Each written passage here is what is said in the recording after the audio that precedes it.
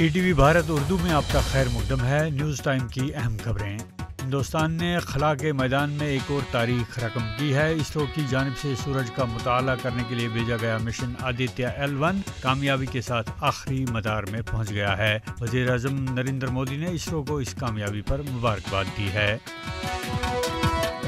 وزیر خارجہ S J Shankar نے کہا ہے کہ عالمی توجہ اب ہندوستان کی طرف منتقل ہو گئی ہے۔ بہت سے لوگوں نے گزشتہ دہائی میں ملک میں ہونے والی تبدیلیوں کے بارے میں بات کی ہے۔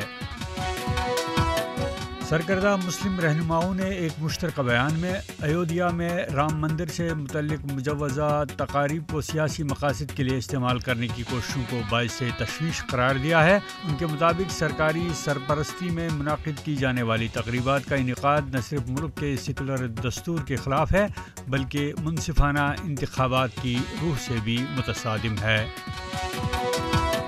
کانگریس صدر ملک ارجن کھرگے نے ہفتہ کو کانگریس ہیڈ کوارٹر میں بھارت جوڑو نیائے یاترا کا لوگو لانچ کیا۔ راہل گاندھی کی قیادت میں کانگریس 24 جنوری سے بھارت جوڑو نیائے یاترا شروع کر رہی ہے۔ انڈیا الائنس کے رہنماؤں، کانگریس کے اتحادیوں اور سول سوسائٹی کو بھی یاترا میں شامل ہونے کی دعوت دی گئی ہے۔ وارانسی میں گیان واپی کیس کا عدالتی فیصلہ مؤخر ہو گیا ہے۔ کیس کا فیصلہ اب 24 جنوری کو ہوگا۔ اس دن پتہ چلے گا کہ ASI اپنی رپورٹ منظر عام پر لائے گی یا نہیں۔ قومی تحقیقاتی ایجنسی نے آج سری نگر کے چھانا پورہ علاقے میں اسلحہ بازیابی کے ایک کیس کی تحقیقات کے سلسلے میں مشتاق احمد نامی ایک شخص کے رہائشی مکان کو منسلک کیا ہے۔ سیکورٹی فورسز نے مئی 2022 میں TRF تنظیم سے وابستہ 2 مشتبہ عسکریت پسندوں کی گرفتاری کے بعد اس مکان سے اسلحہ و گولہ بارود برآمد کیا تھا۔ جموں و کشمیر کے لیفٹیننٹ گورنر منوج سنہا نے کہا ہے کہ وہ روزانہ بنیاد پر از خود جموں و کشمیر میں بجلی کی فراہمی کا جائزہ لیتے ہیں۔ انہوں نے کہا کہ لوگوں کے لیے تمام تر ضروری سہولیات کی فراہمی کے لیے خاطر خواہ انتظامات کیے جا رہے ہیں۔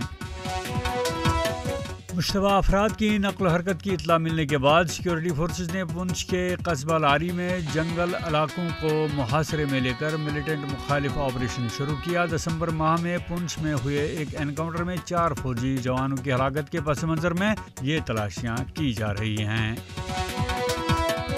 غزہ کے خان یونس شہر میں تازہ ترین اسرائیلی حملے میں 13 فلسطینی افراد جاں بحق ہوئے ہیں، جبکہ فلسطینی وزارت صحت کے مطابق گزشتہ 24 گھنٹوں کے دوران 162 سے زائد افراد جاں بحق اور 296 افراد زخمی ہوئے ہیں۔ ICC نے ورلڈ ٹیسٹ چیمپئن شپ رینکنگ کی نئی فہرست جاری کی ہے، جس میں آسٹریلیا نے ٹاپ پوزیشن پر قبضہ کر لیا ہے۔ اس سے قبل ہندوستانی ٹیم افریقہ کو شکست دے کر ٹاپ پوزیشن پر قابض تھی، لیکن اب وہ دوسرے نمبر پر آ گئی ہے۔ خبروں کے تازہ اپڈیٹس کے لیے ETVBharat.com لاگ ان کریں۔ شکریہ۔